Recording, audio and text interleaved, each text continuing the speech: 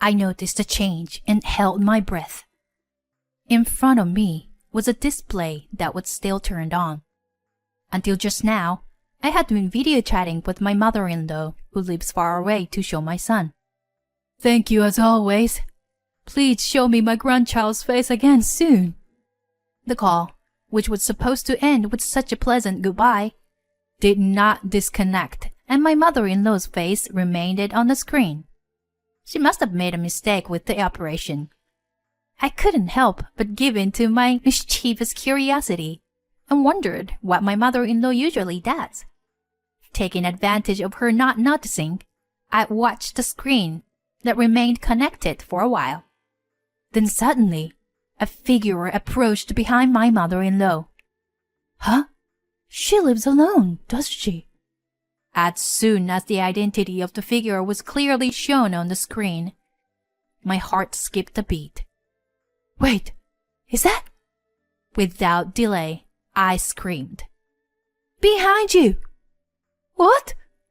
My name's Cindy, a 36-year-old mother and a former housewife.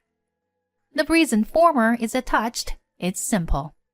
I got divorced from my husband. To put it bluntly, my ex-husband Drew is a complete jerk. Marrying him was nothing but a mistake of youth. Were there any happy times during our few years of marriage? Even if there were, they were not with Drew. I was happy when our son was born. But Drew wasn't even present at the birth. He was out drinking at a bar. The real problem wasn't alcohol, though. He was also addicted to gambling. He had no interest in our child's growth and would find opportunities to gamble. He only paid attention to our son when he won big and felt good about himself. If we had worked, even though he was a guy like that, things might have been somewhat better. But the money Drew used for his drinking and gambling was all earned by me. No matter how angry I got, he would take cash out of my wallet and go out. When he couldn't find any money, he would just drink himself to death at home. Of course, I thought about divorcing him many times. If it were just me, I might have run away and started my life over, but it's difficult with a child. My parents have already passed away, and I don't even have money to hire a lawyer. There is no way to return to. So I held back my tears and left my young child at the kindergarten, working as a clerk during the day and doing work-at-home jobs at night, sacrificing my sleep time. I felt like I was reaching my limit every day, living such a shitty life. But there was someone who saved me from that. It was my husband's mother, my mother-in-law. One day, Drew said the worst thing to me. "Hey, where's the money?" "Huh? What are you talking about?" "I said the money. Give it to me. I kinda screwed up, you know. Got a girl pregnant. So I gotta get an abortion. Give me the money." What on earth is he thinking? He has no sincerity towards me, towards women, or towards children. I talked back to my husband. "I don't have any money. Why do I have to clean up after you and your infidelity? An abortion? What do you think you're doing?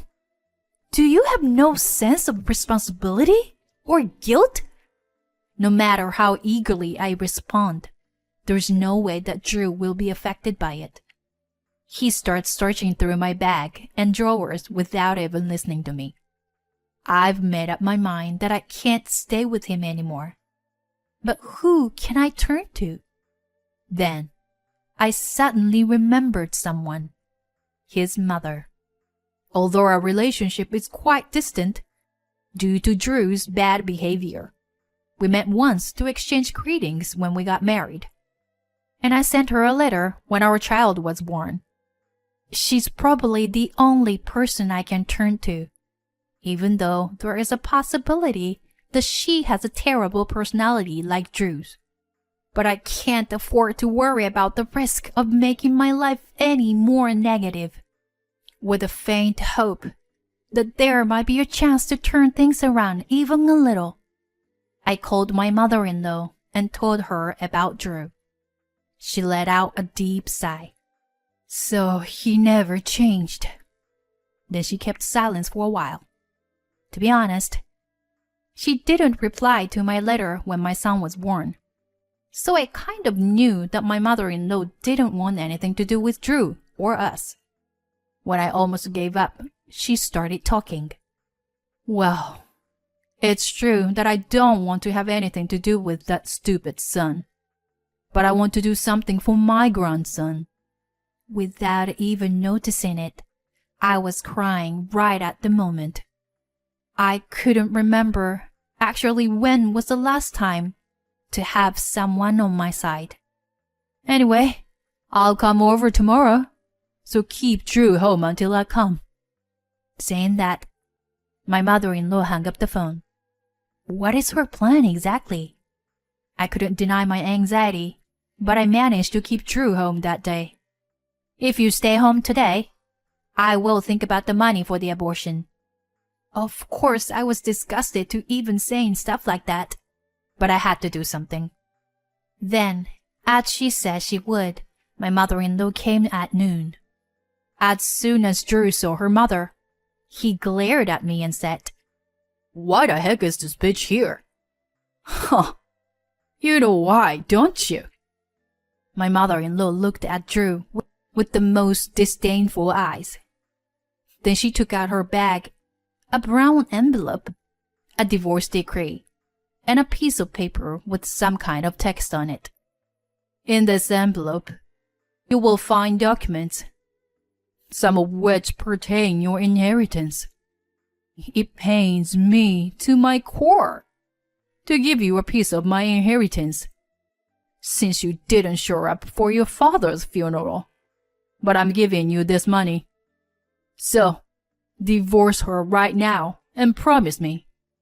Never show yourself again. Never involve yourself with your son. Never ask for money. Promise me these 3 things. This is a written pledge that sums it up.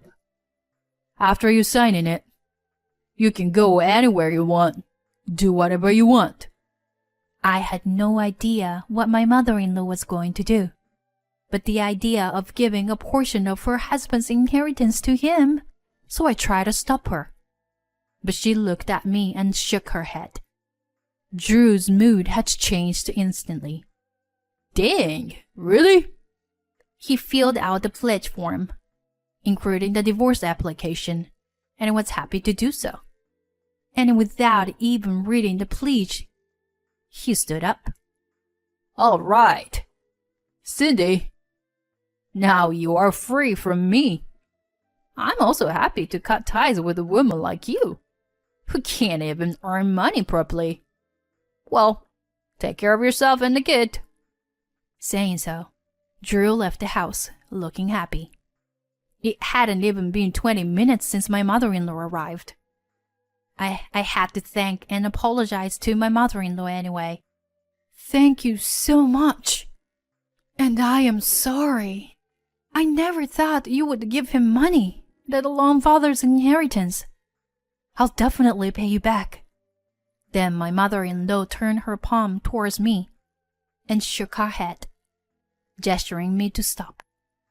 Didn't I tell you? I just did my part for my grandchild. Honestly, if it were just you, I wouldn't have helped. Besides, you are also at fault for being deceived by scum like Drew. And since he won't listen to words, only money and the law matter for that child. So, don't worry about it. Saying that, my mother-in-law approached my son and spoke. Hello, Elliot. Then my mother-in-law played with her grandson for a while. I asked my mother-in-law about her current situation. Apparently, she had been living alone since her husband died. Since Drew was the only one she had left, she naturally ended up like that. After talking for about an hour, my mother-in-law stood up and began to prepare to leave. Speaking to me, "Well, I'm going to go now. You broke up with Drew, so we won't meet again. From now on, take back the time you lost and be happy." I was surprised by my mother-in-law's hasty departure and stopped her. "Wait! I haven't even thanked you yet. And I don't know what to do from here. And besides, breaking up with Drew doesn't mean I have to break ties with you. If it's okay with you, would you like to live with us?"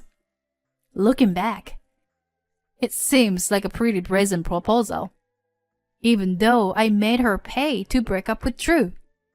It wouldn't be strange if she thought I was trying to live with her to save on rent.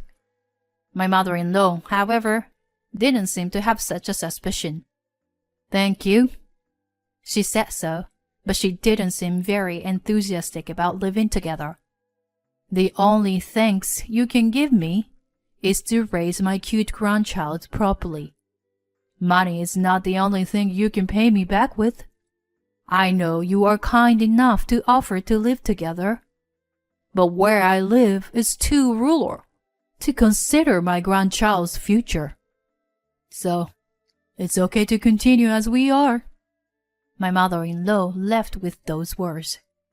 Since then, I've been living comfortable days that felt like a lie. But I still couldn't stop thinking about my mother-in-law. Certainly, I understand that raising my son well will be a way to repay my mother-in-law's kindness. After all, breaking up with Drew was also for the sake of her son. But at the moment, I was thinking if there was something else I could do. Suddenly, I heard the words video call while watching TV. This is it! My mother-in-law cares deeply about her grandson, and I want to show her his growth from now on. So I decided to buy a computer as a gift to enable video calls with my mother-in-law. I was able to give the gift to my mother-in-law faster than I had expected. Even though my working hours had not changed, with Drew gone, it became much easier to save money. I visited my mother-in-law's house to set up the computer and internet. At first, my mother-in-law tried to decline, saying that she didn't want me to go through the trouble, because raising my son well is my way of repaying you, right? If that's the case, it's strange that you can't see my grandson, isn't it? Even my mother-in-law couldn't resist the desire to see her grandchild. So, I forcefully convinced my mother-in-law. As proof of this, my mother-in-law, who had slightly impaired hearing, was happy to use headphones and adjust the volume during video calls, making it easier to hear her grandson's voice. Since then, I have been video calling my mother-in-law several times a month. I feel like we've grown closer than before. One day, my mother-in-law told me that she had been forgetting things more often lately.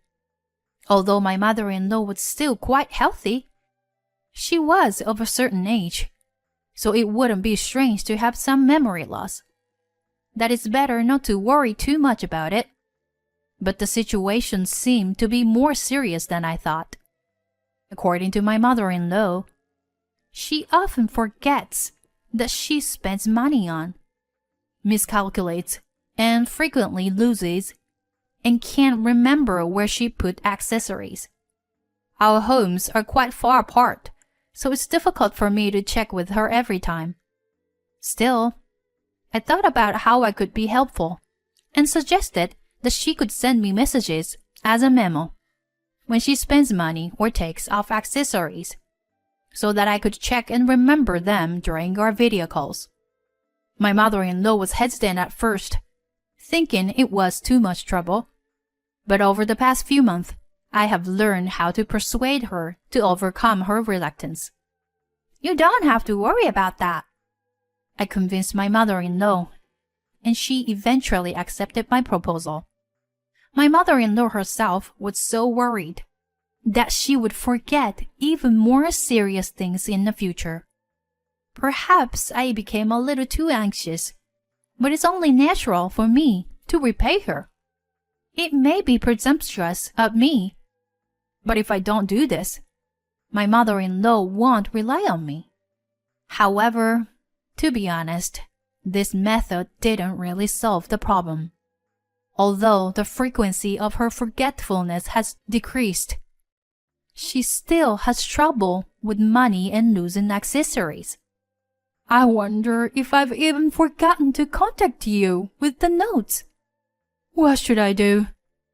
If this goes on, I might even lose important things like bank stuff and credit cards. She doesn't have the reliable appearance when she helped me to separate Drew, and she's being overwhelmed with anxiety. Let's go to the hospital together next time. There should be treatment for memory loss now, right? That's about all I can do. If my mother-in-law's starting to suffer from dementia or something, I want to take care of her until the end. I'm prepared for that. My mother-in-law seemed to understand that I am serious and thanked me and asked me to do it. Thank you. Well then, should we wrap up today's video call? Then she made a motion to end the call, taking out her earphones. However, it seems she made a mistake in the operation, and her house continued to be visible on my computer screen. I could have just turned off the call from my end, which would have solved the problem, but to be honest, I was a little curious about what kind of life my mother-in-law was leading at home. Her house is an old mansion located in an isolated place with hardly any other houses around. Since my mother-in-law lives alone and has no need for security, she leaves the gate at the entrance and the doors inside the house wide open.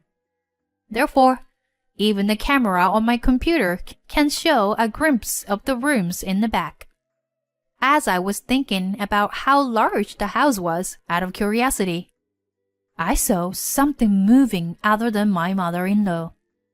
At first, I thought it might be due to the internet environment causing the screen to be distorted, but it was definitely a human shadow. The shadow was moving from room to room, trying not to be noticed by my mother-in-law. And then I realized who it was. It was my ex-husband, Drew. He was rummaging through the dresser, stuffing my mother-in-law's accessories and money into his pockets. I was shocked, but I knew I couldn't let this go on, so I shouted to my mother-in-law, "Behind you!" What? What's going on? But it wasn't just the mother-in-law who heard my voice. Drew also shouted, "Damn it! They found out!"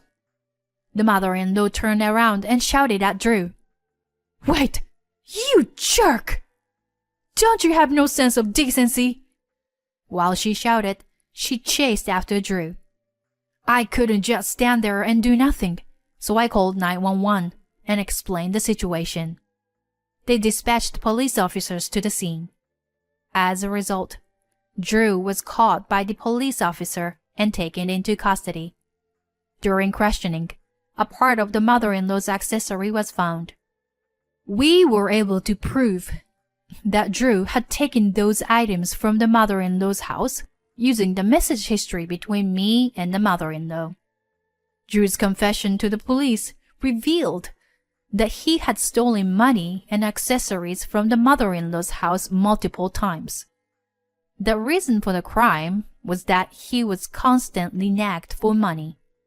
It turned out that the boyfriend of the woman who had been impregnated by Drew was a gangster member. When he found about the abortion, Drew suffered a great deal. He was also constantly asked for money, such as for consolation money, and the inheritance he received from his mother disappeared quickly. He hadn't come to my house because of the contract and because he thought I didn't have any money. Also, as a result of Drew's arrest, the gangster member was also arrested. After some time, Drew was sentenced to prison. I visited him with my mother-in-law once. Hey, Mom, please forgive me. I did it because I was pressured into it. Can we withdraw the criminal complaint even now? Huh? Please, this is dangerous here. It's some kind of mistake. Even the gangsters' henchmen are incarcerated here. I don't know what they will do to me. Please, I'm your son. And you're my mother, right? You can't abandon me like this, can you, Mom? Upon hearing Drew's insincere words, his mother sighed deeply. You are the result of the pain I suffered giving birth. And you're still causing me all this pain. Everything is all your fault, son. If you understand, then quietly reflect on your actions in prison. After saying this, she asked me to leave the visitation room and went out. As a follow-up, I had my mother-in-law undergo a memory test at the hospital to be safe. The result was a temporary memory loss caused by stress. Since Drew's arrest, there were no more incidents of stolen memory or lost accessories, and the forgetfulness gradually subsided. I still regularly have video calls with my mother-in-law. If I hadn't broken up with Drew at that time, my son might have become the son of a criminal. I am sincerely grateful to my mother-in-law for preventing that possibility. I will repay her kindness by loving and raising my son well. I made that promise in my heart while looking at my son's sleeping face.